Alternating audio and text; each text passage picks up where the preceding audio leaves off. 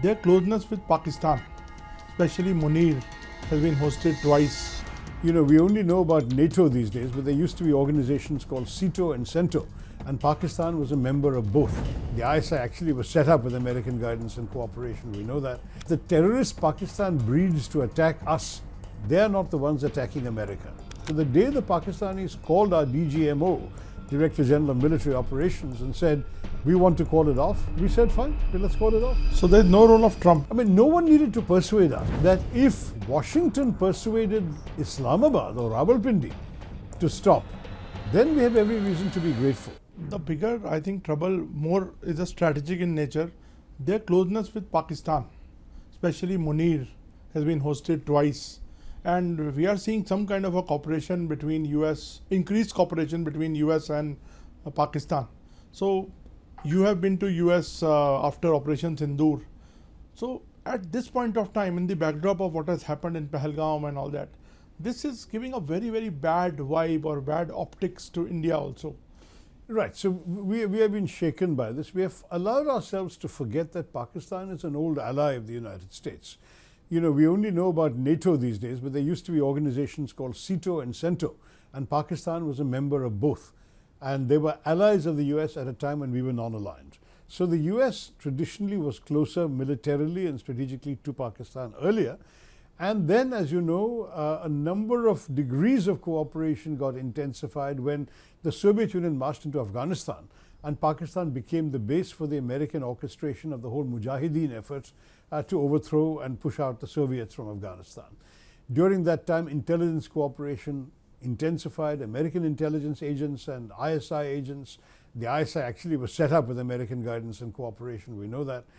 There's a whole lot of history there that we have allowed ourselves to forget because of the more recent years of warmth. So we've had 30 years of warmth between India and America, true, but the old history should not be forgotten. There are still very many Pakistani military officers who were trained in America, who have been to American defense colleges, who are friends, batchmates from American armed forces. You have a number of Pakistani intelligence operatives who have worked and been trained by the Americans and who are close to their counterparts. So we should never lose sight of the fact that these relationships have been long and deep. And though there was definitely a setback after 9/11, when the Americans were very angry with Pakistan, and there was another setback for the Pakistanis when Osama bin Laden was found on their soil living in an army safe house and near an army camp in a cantonment city. Despite all of that, Trump has forgotten that. Pakistanis have managed to persuade the Americans that they are still an indispensable ally in counter-terrorism. Again, you know, we must not forget that the terrorists Pakistan breeds to attack us, they are not the ones attacking America.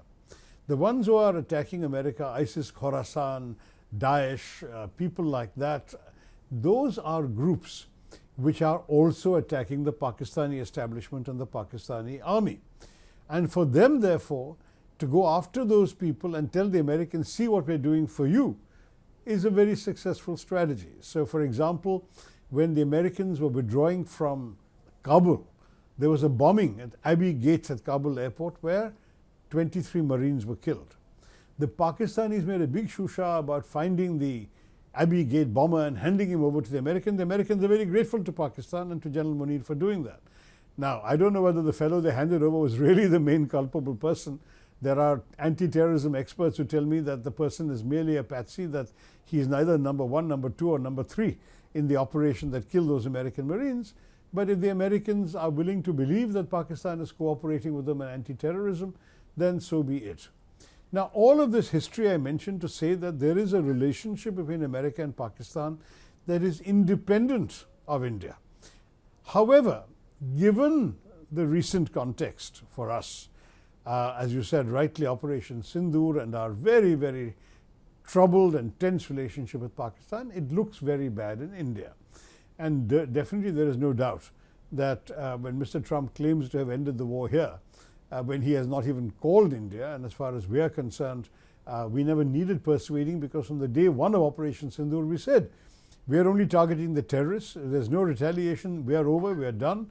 If Pakistan hits us, we'll hit them back. And if they stop, we'll stop. So the day the Pakistanis called our DGMO, Director General of Military Operations, and said, we want to call it off, we said, fine, well, let's call it off. So there's no role of Trump, as you say. I mean, no one needed to persuade us. Our messaging and our signaling was clear from every day. If you were watching the same briefings I was with the Foreign Secretary and the two lady colonels, they were saying the same thing every day.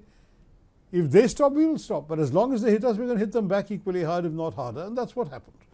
So it's possible, however, and this is what I said in Washington when I was asked, that if Washington persuaded Islamabad or Rawalpindi to stop, then we have every reason to be grateful.